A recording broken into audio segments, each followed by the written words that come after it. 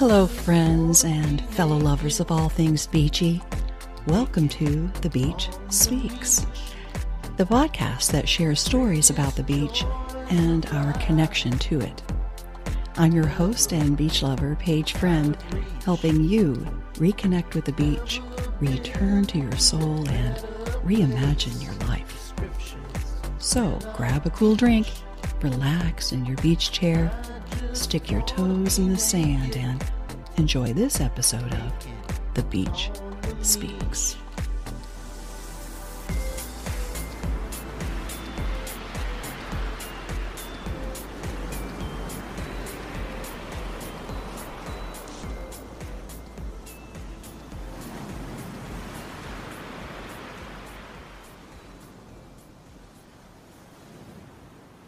Hey, beach lover. When I first started thinking seriously about moving from landlocked Orlando to the beach, I was working a full-time job in private and corporate aviation. Most of it involved scheduling aircraft arrivals and departures, monitoring the flight tracker for unscheduled pop-up flights, and making sure the pilots had whatever they needed to make the flight go without any delays. And pilots can be a little demanding at times. The job required a lot of multitasking, from answering radio calls from pilots wanting to know if we had everything they would need on arrival, to invoicing payments for fuel and landing fees, and filling out rental car contracts. And invariably, while all this was going on, you get a phone call from a dispatcher with arrival information for another aircraft. "Hi, Paige, it's Kathy with ExoJet. I have an aircraft 228 X-Ray Juliet arriving in 2 hours with 4 passengers, and we'll need hotel rooms and a rental car for the crew. Passengers want an SUV, preferably an Escalade. Also, can you order catering for departure tomorrow? Let's keep it simple. Just a deluxe fruit tray and assorted breakfast muffins for 4, 1 pot decaf, 1 pot regular, 2 pints fresh squeezed orange juice, a pint of half and half, and 2 crew meals, 1 standard and 1 vegetarian. Call me back when you have the confirmation numbers." Okay, I'm on it. But it was okay. I was used to it. And I loved aviation. However, I had had enough after 20 years of this fast-paced, go, go, go environment. My soul longed for the peace and tranquility of the beach, and I knew I had to go. When I talked about moving to the beach, the first 3 questions people would ask were, "What beach? Where will you live? And what will you do?" And I would say, "I haven't decided what beach yet, but I'm sure I'll find one with a couple of palm trees where I can hang a hammock, and I don't know, I'll make jewelry out of seashells and sell it to the tourists." It was a silly answer, but in my mind, I was serious. If that was what I had to do to live at the beach, I was going to do it. Now, I live at the beach, in a house, making a podcast, and I love hearing stories about how others have used their love for the beach to fuel their life's passion, how they create that beach connection, that beach mindset, wherever they are. My guest today, artist Esposito, has a special way of doing just that, taking her passion for the beach and the ocean to create jewelry that reminds you of how you feel at the beach and of your connection to it, wherever you are. I've been following Amanda on Instagram, and when she posted about her latest creation, Ocean Love, I had to get it. She mentioned that she was looking at places in Florida to sell her pieces, so we ended up on a Zoom call to talk about it. And as she started to tell me her story, I stopped her in mid-sentence and I said, Wait, I love this story. Would you be willing to share it on the podcast?" And of course, she said yes. Sharing her love for the beach and what it means to her is what her art is all about.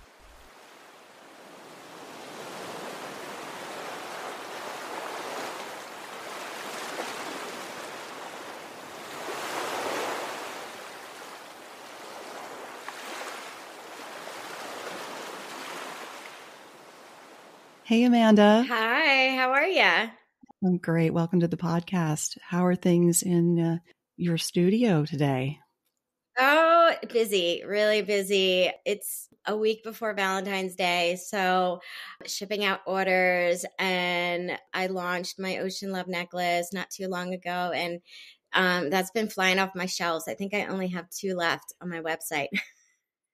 Yeah, that's one reason I hopped on and bought mine right away because I knew this was going to sell out. Because a lot of your pieces sell out. Yeah, they do. It's been a busy holiday season all the way up to Valentine's Day. So it was quite unexpected, but it's a good thing. I'm just enjoying this business. Well, before we get into all of that, I want to ask you the question I ask all of my guests, and that is, how is the beach speaking to you today? Oh, it's I'm living in New Jersey. We're in the middle of the colder months. So I think that this is the time where the beach calls to me in so many various ways, knowing that, if I just take a drive down to the Jersey Shore right now, the beach is cold. So this is kind of my time to find creative ways to be at the beach, whether it's watching it from YouTube videos to listening to the sounds of the ocean. The beach really is such an inspiration that it's always calling to me. It's always inspiring me to create my pieces. That's really the focus of my brand, Northern Thai Studios. It's all about the beach. Yeah, yeah. Oh, I don't even know where to start. Let's start with the beach. You're in New Jersey, but you have spent time at the beach and it's very, very important to you. Just tell me how that all started in that your beach love. Oh, my beach love really started from, when I was a little girl. You would think that, oh, she's a Jersey girl, but often my family and I, since I was really little, we would go up to Cape Cod, Massachusetts every single year. And there's just something about the Nantucket Sound that I've always just felt soothed by. And I find it interesting that, we all have that one special place that we love to visit. Maybe it's that one beach or that one body of water. And for some reason, the Nantucket Sound, I remember swimming with my dad and being a little girl. If you go to the Atlantic Ocean, the Pacific Ocean, those waves are really big. But if you go to a body of water where the waves are just right, which for me was the Nantucket Sound, and having my floaties, my boogie board at the time in the 90s, I remember so vividly loving the fact that I wasn't scared. So, I've always loved to go up to Cape Cod every single year with my parents, but being a Jersey girl, of course we go to the Jersey Shore. And as I got older, I was brave enough to go out into the Atlantic without any fear. I'm a mom now, so my own kids, when they get too close to shore, I'm like, oh my goodness. So I've always been fascinated with water, and what really stood out to me later on in my life is the fact that I wanted to be by the ocean all the time. And, I couldn't always do that. We lived inland, we lived in New Jersey. I grew up right outside of New York City. We can't just hop in the car in 20 minutes, we're at the beach. So I think it's almost a good thing that I didn't live at the beach at the time, because it grew that longing to always be by the ocean. And then I became an artist. In high school, I would love to paint the ocean. And when you're a kid, you're not always thinking about what you're painting, or there's not some sort of deep meaning behind it. And then later on, I realized all my paintings are with water. Why? There's that big question. Why does water make us feel like we're at peace, calm, soothed? And, I would continue to go up to Cape Cod with my parents. And then you get into college life, and college life is like, oh, I don't want to go on vacation with my parents anymore. But for some reason, the ocean still was a part of me throughout even my time being away at school. And I became an art teacher. So I was a painting and drawing major, loved to paint the ocean. So many of my works of art had to do with a body of water. And my parents are like, well, you don't want to be a starving artist. So you got to go into some sort of field that makes sense, that will give you good, good career. So I became an art teacher. And what's funny is that even while I was a teacher, my students honestly loved to see me painting, like actually painting, see a working artist.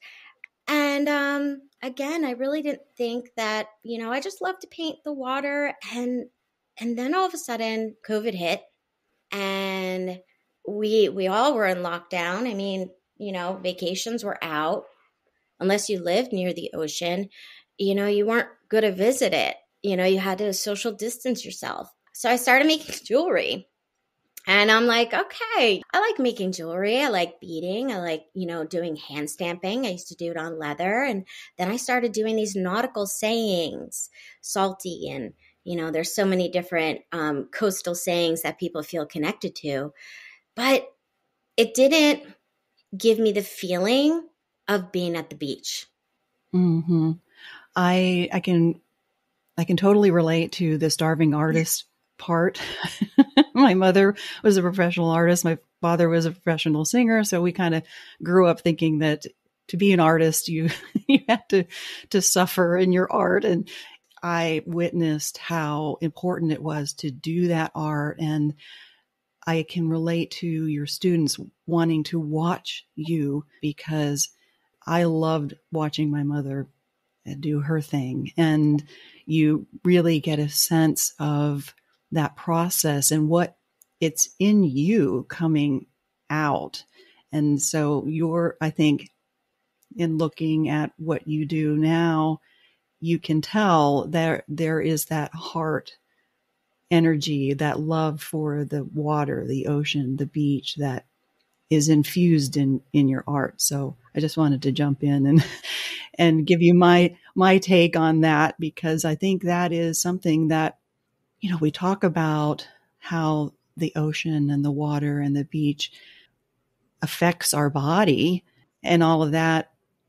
We don't often think about really how it's almost embedded in our DNA when we leave. Like you said, when you left, you just had this longing for it. And when we met on a previous call, we were talking about a book that you had recommended that I read. And I can't believe I had never heard of this book. I think I'd heard of the author on a TED Talk, but tell me more about that.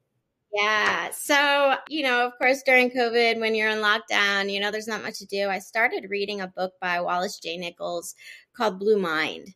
And, I mean, this is a quote from the cover, literally the cover of the book. It's the surprising science that shows how being near, in, on, or underwater can make you happier, healthier, more connected, and better at what you do. And I was like, wow, like a light bulb went off. Yeah. Reading this book, I mean, Wallace J. Nichols was such a inspiration, and it all made sense. Like when we're at the water, there's something in our body that changes. We feel more at ease. Our mind is not so cluttered with technology, screens. If you are just sitting at the beach and being present at that moment, watching the waves, smell the air, breathing the air, there's something in our body that just creates this feeling of happiness. And that was such a big importance to me when designing my pieces for my brand Northern Tide Studios. I never really thought like, yeah, this is the reason why I don't want to leave the beach. This is the reason why I'm always wanting to be near water, because it does make you happy. If you think about it, so many of us plan vacations around some sort of body of water, whether it's the ocean, lakes, streams. And anyone who lives out in the countryside, you can be close to a form of water, whether you are taking a walk next to a river, a brook, or even taking a bath. Water soothes the soul. It really does. When did you read it? When did you come upon it? Before you started doing your art, or in midstream? Where did that kind of come into play? Well, I was kind of dabbling with making jewelry at the time, just doing it as a hobby, as something I would do with my kids. I even taught basic jewelry classes at a local art museum, and I just remembered I loved making the pieces.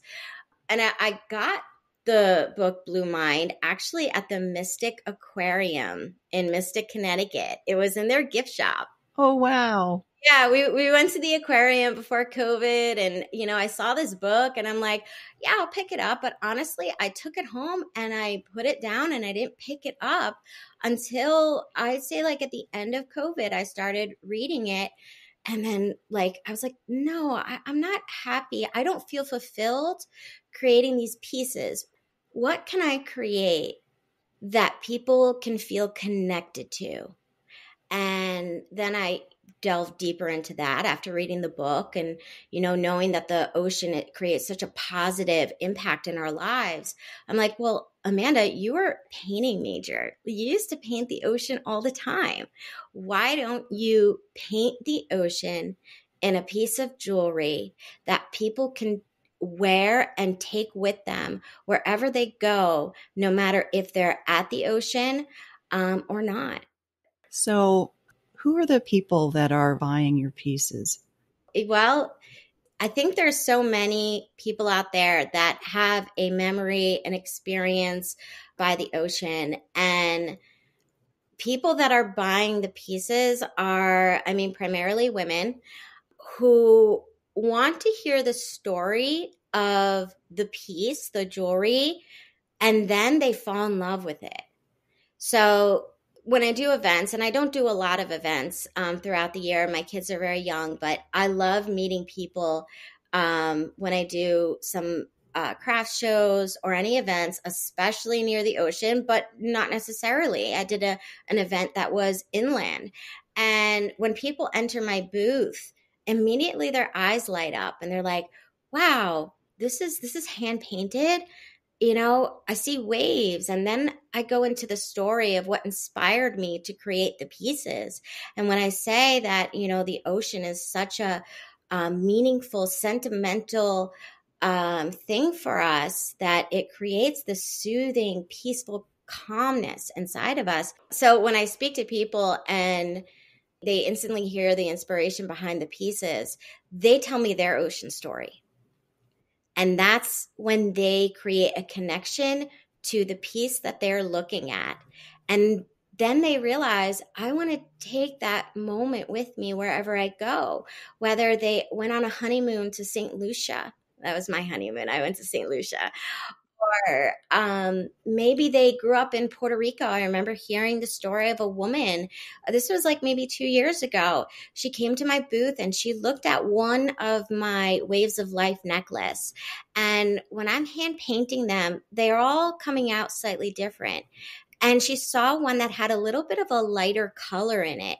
And it reminded her of the beaches of Puerto Rico. And she moved from where she grew up to the States. And she's like, that's the piece. I have to have it. And I think that's also the beautiful part of individually crafting, hand painting these pieces, is that they're all slightly different than one another. So when people see them and they have that connection to the ocean, they choose the piece that resonates with them. Hmm. That's the most fulfilling part of this. It is, because you're sharing that love and that connection, and that is what my podcast is about. It's sharing stories about the beach and our connection to it, how we're connected to the beach, to the ocean, to the water ourselves, but then it connects all of us. And if you want to think on an even larger scale, the globe, the earth, and all its inhabitants, how the ocean, the water is just integral to our life. Well, what's really interesting is that I actually was listening to Wallace J. Nichols was on, the author of Blue Mind was on a podcast. And this was an eye-opening message that he said. He said, well, think about it. We were born in water. When we're in our mother's stomach, everything is black, but we're floating in water. How beautiful is that? So water is such a part of us. And it's just no surprise that, there's a sensation of happiness, an innocence that we feel when we're sitting by the beach, watching those waves. And to come to think about it, wow, like we were for 9 months, we were floating in a body of water. And that's so beautiful. Yeah. I was like, that's just such a connection. And we all have it, no matter if, no matter who you are, you were born in water. That reminds me when we were talking before about, I like the sunrise. I mean, I love the sunsets too, but I'm up in the morning watching the sunrise. And you were talking about there was nothing better to you than watching the moon, I think, over the ocean. I think that's what you had said. Tell me more about how that moon over the ocean, the water, affects you. How is that special to you? Well, first, whenever we're planning a vacation up to Cape Cod, I always plan it around the full moon. And it's because I want to experience that over and over again for maybe like 5 days. The moon is only full that one time, but you can see it for many days after that at night. And there's something so incredibly peaceful about the darkness that surrounds you. And you're looking at this beautiful circle of light that's casting these tiny little white diamonds over the water and watching the movement. I remember when I was probably around 12 years old, one of my vacations on the Cape, my parents, like, they didn't plan their vacation around the full moon, but, we just happened to be there. And I remember, like, back in the day when I had my, Walkman or CD player, I would pop on my headphones and sit on the beach, maybe on the jetty, and watch the moon and not want to leave. I would stay there for hours because at that very moment, I was by myself in my own thoughts. There was no phones. We didn't have cell phones to distract ourselves. And I think that is where I find the most clarity, is being there at the beach at night, watching the moon over the water. Mm. Have you ever had a moment of like profound insight, or maybe you went feeling a certain way? Maybe just, your energy was just not where you'd want it to be. And then having some kind of magical experience. Yeah. Actually, not too long ago in 2017, my father was diagnosed with cancer, and my parents lived on the Cape, and it was a very quick cancer. And he passed away in Boston. And I remember my husband and my daughter at the time, she was only like 5 years old, maybe less. No, she was 3. They took a flight from Newark to Boston, and I picked them up. I had my car there. My mom already went home. And my husband was kind enough, like, he knew it was such a tough moment. He knew that I needed to be near the Nantucket Sound. So he booked this really nice place. And I remember after everything happened, my father passed away, and you're just processing everything. And you're like, it just felt like a ton of bricks hit me. Like, my mind was all over the place. And I remember going back to the hotel, and my daughter and my husband, we took a walk on the beach. And, I think that they knew I needed some time away to process everything. And I just sat there looking out into the beautiful Nantucket Sound. And I remember seeing the colors in the sky, and they were orange, pink, purple. It was the moment I needed to process, grieve, and get myself back into that present moment. And there is nothing that heals you best than going to the beach after maybe a traumatic event in your life and just looking out into the water it heals your mind. It really Yeah. does. Beautiful. I can relate to that as well, because when my parents were getting on in age and they no longer could really live in the mountains of Pennsylvania, they just really could not get around. And my father said, I want to move to the beach. And he specifically wanted to move to Clearwater Beach. He just had that in his mind. So we got them a place to live. And for, I would say, maybe a good 3 years, they were there. I visited them all the time. And it was kind of a ordeal to get them all their stuff together and get them in the car and drive them the 5 miles down to the beach. But we had one special one that we would go to. It was healing for all of us. And then my mother passed away suddenly. And I know that feeling of you just, oh, yeah, it's just that heavy feeling. And I immediately had to go to the beach and sit there by myself, uh, to, yeah, to kind of gain some serenity around it, you know.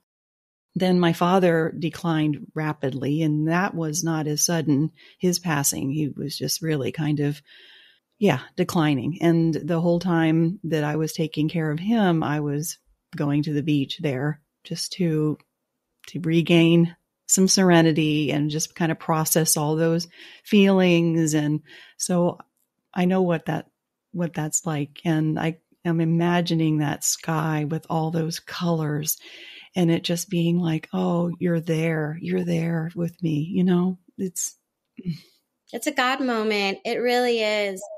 You know, it was a healing moment that God gave me to get the strength to get through my grief. And there's so many positive ways that the ocean could heal us holistically without screens, medication, Dr. Google.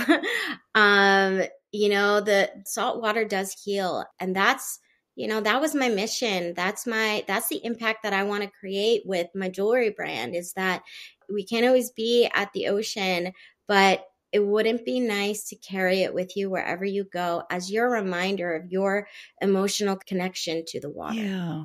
I'm thinking about this ocean love heart necklace, right, that I'm wearing right now. And tell me the story behind that.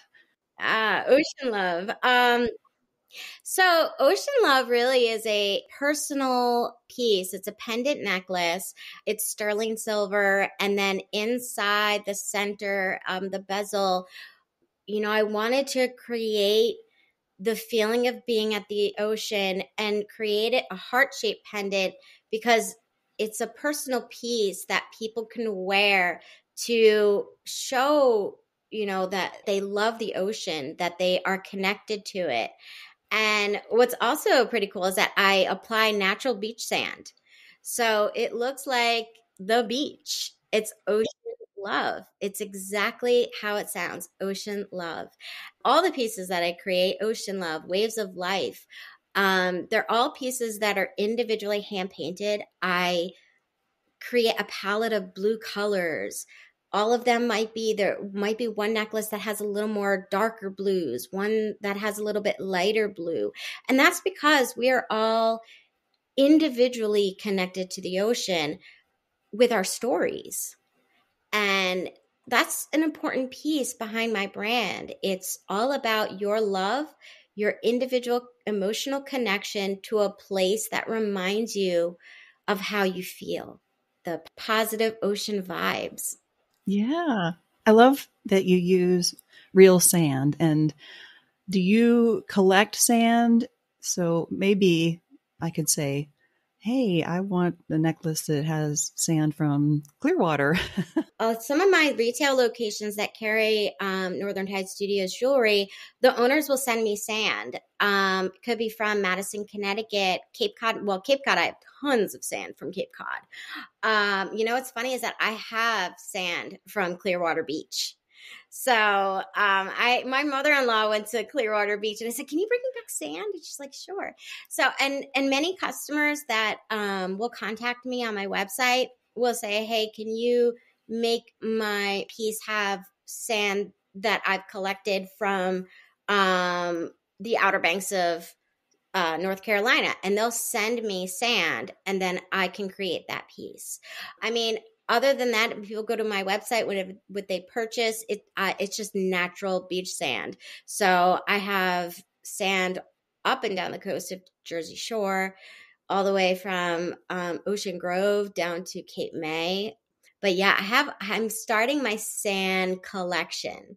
So yeah, anyone who wants to send me sand, please contact me. I would love to make a piece, and also just eventually give that option to people to actually choose their sand for their hand painted piece.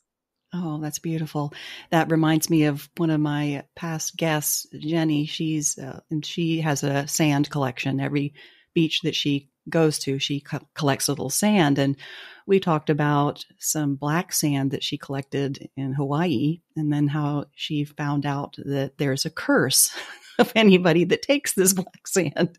They don't allow you to do it anymore, but back then it was still okay. And she felt like, oh, now I am cursed. What is going to happen? Yeah. So it's an interesting story. The listener can go back and listen to that story. But the sand on the Gulf, on Clearwater, is very different from the sand on the Atlantic coast. And even on the Atlantic coast, our sand at Jack's Beach is a little more fine and softer than south here, even on your way down to Fort Lauderdale and Miami. It's a different kind of beach. So were you surprised at how beautiful the Clearwater beach sand was? Oh yeah, I've never seen sand so fine, so powdery, so light, and it's absolutely gorgeous. In fact, we just booked our trip to Destin. So I'm so excited to bring some sand back. But it is, all the beaches, even the beaches that are close in the Jersey Shore, it depends on what beach you go to. Some of the sand could be more fine. Some of it could be a little bit darker. I went down to Long Beach Island. I did an event over the summertime, and I, of course, brought back sand. And I'm like, wow, this is so different than Cape May, which is a couple hours, down the parkway. And so that's really the beautiful part about putting sand into these pieces.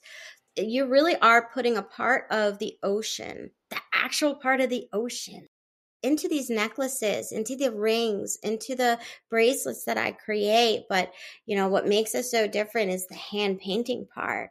I'm literally painting the ocean, creating the lacing and the waves. If you've ever seen those ocean resin boards, I became very inspired by that too. Like after I read the book Blue Mind, and I'm like, wow, these are really, really cool. But I want to create something that doesn't necessarily have to be hung on a wall or be put to use, but I want to create something that is similar, but in jewelry. So many different ideas, but my biggest source of inspiration really is people's stories about the beach.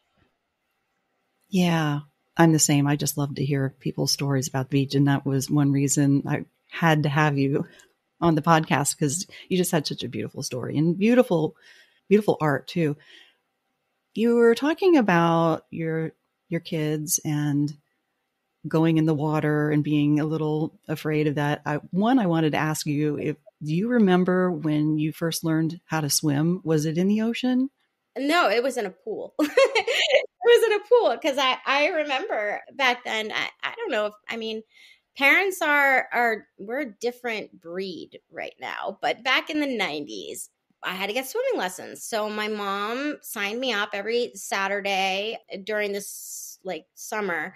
I would learn how to swim. And I think that made, her and my father feel a little more confident that, okay, she can, if she's swimming in a pool, we could, get her to swim in the ocean and it'll all be good. And my older daughter, what's funny is that I guess I haven't changed from my parents, because we did the same for my older daughter. We got her swim lessons. And what's really great is that my older daughter is a little more cautious. Like, she's the type of kid that doesn't like to ever get hurt. And she's a fast learner. So she was a little, hesitant to go in the water because it's different for little kids. But then my other daughter, who is, she's fearless. she'll go head first into any type of, water and be happy. And so we're kind of in the process of getting her some swimming lessons. But children are so, they can be fearless. And the ocean is a beautiful body of water, but it's unforgiving. And it's something that, once you experience it, once you're able to swim and feel the water, you just want to keep on going back. My son, when he was little, liked the pool, okay, and we thought, okay, we'll go to the beach now and see what he likes. And he screamed bloody murder, the big water, the big water. I don't like the big water. He wouldn't even put his feet on the sand. It was heartbreaking for me because I really thought, oh, he's just going to love the ocean. Once he got used to it and the waves and all that, then yeah, you couldn't get him out of the water. He loved it. And then my daughter came along and she was different. She just like toddled right through the sand and walked right in. I don't even know if she knew how to swim before that. And it might have been because her brother, and she saw all the other kids, and even though she was just barely learning to walk, that's like, oh, that's where I need to go. That looks like fun. Go with all the cool kids. Yeah. And I remember I learned to swim in a swimming pool and that was fine. But when my first time at the beach, that water, I was the same. I just dove in and you couldn't get me out.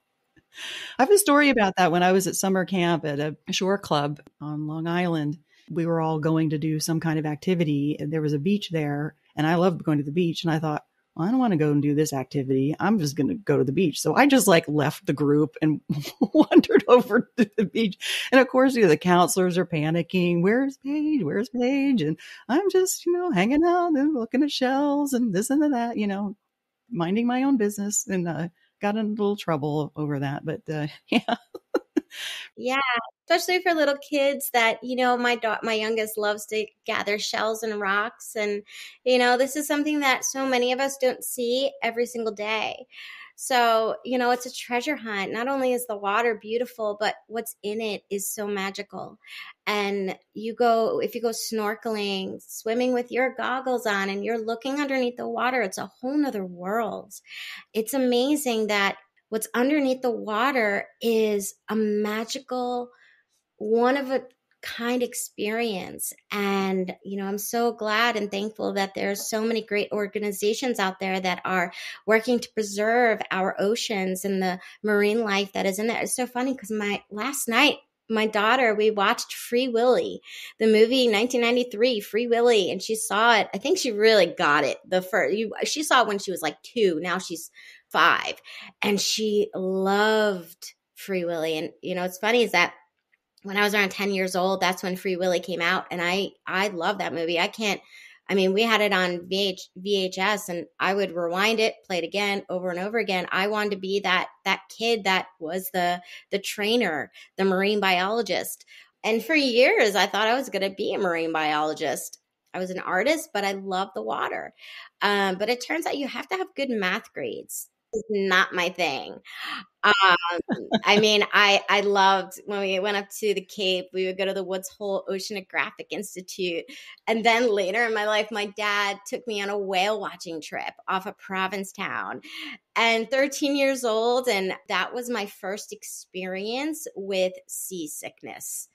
And I was like, okay, no, can't become a marine biologist. Let's go to plan B.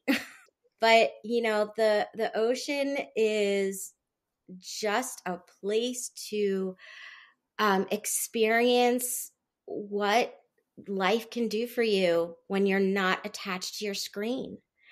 It's interesting. The author of Blue Mind talks about red mind, and red mind is the state of almost like burnout, when you are so overwhelmed with what's on TikTok, what's on Instagram. And trust me, I know this because, most of my content that I create is going on Instagram, and it could be exhausting. So when you're in that red mind state, it's almost like you're running on fumes when you're at work and you're just boggled down with paperwork and the stress of life, that's your red mind. And what's the opposite of red mind is blue mind. Mind Mm-hmm. is when you can go to a body of water, whether it's the bath or a stream, lake, ocean, you feel the changes in your body. It feels really good to cleanse your mind of the stresses of life. And that's blue mind. Mm-hmm. I love that.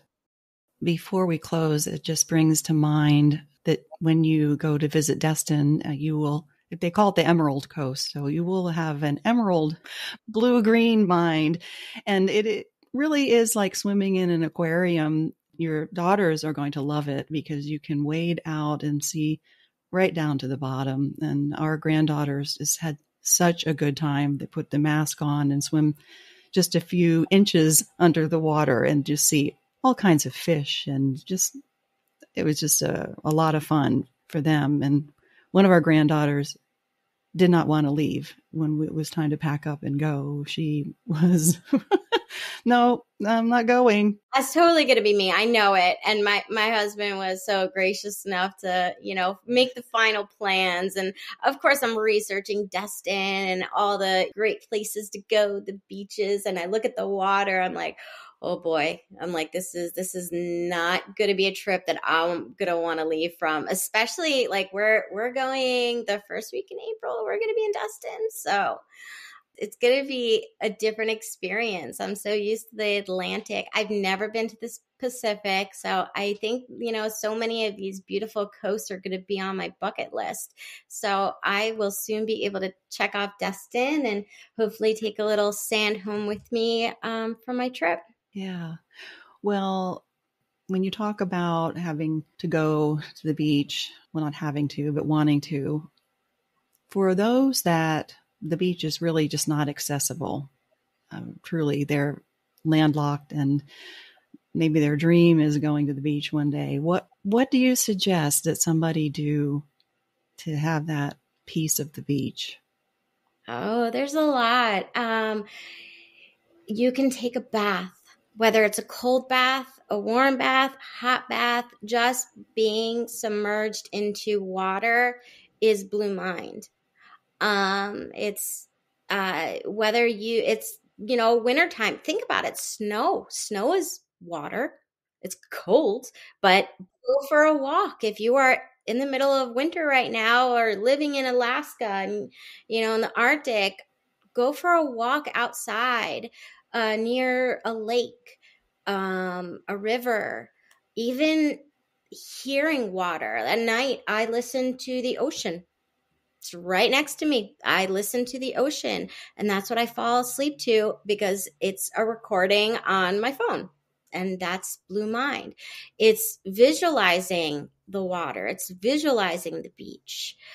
Closing your mind or closing your eyes and visualizing being at your favorite beach. That's blue mind. So yeah, there's so many different ways that people could, besides wearing my jewelry, that people can put their thoughts, their mind into that meditative state of being near the ocean. I love that. Go take a bath, put on one of these beautiful pieces of jewelry, and then listen to the podcast and my voice, because some people say it does put you to sleep.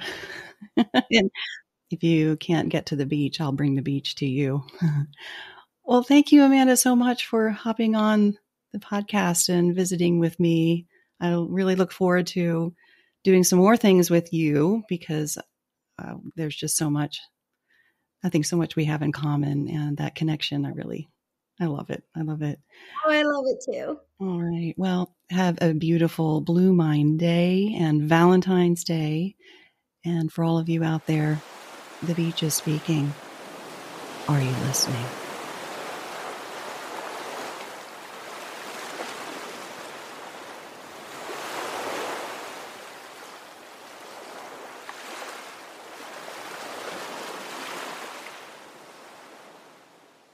That was such an uplifting conversation. And it means a lot to me. First, because I got to meet a new friend. And second, hearing Amanda's story behind the making of her beautiful ocean love necklace makes me love mine even more. I initially bought it as a birthday present to myself, but when I think about it, it's more than that. It's a reminder of the days leading up to my birthday. Beautiful beach love memories. The day I met my soulmate for the first time on the beach, our beach wedding, and celebrating my birthday at the beach. I'm curious, what do you do to capture your special beach moments? Send me a message on Instagram or Facebook, or record a quick voicemail and let me know. I'll have the links in the show notes, so all you need to do is click the one that's easiest for you and send me a message, even if it's just a comment on one of my posts. The beach wants to hear from you. Thank you for tuning in to another episode of The Beach Speaks. If you enjoyed what you heard, please spread the beachy vibes and share it with a friend. Because, let's be honest, who doesn't want more beach in their lives? And if more beach is what you crave, go to thebeachspeaks.com and sign up for my newsletter. It's an easy way to stay in the know, collect some tips and travel hacks for your next beach adventure, and find out what I'm doing at the beach. And if you want to dive deeper into the ocean of support, consider becoming a Beach Speaks Patreon member. Your contribution helps keep the podcast afloat, and you'll enjoy some cool perks that only our Patreon family gets to enjoy. The beach is speaking. Are you listening?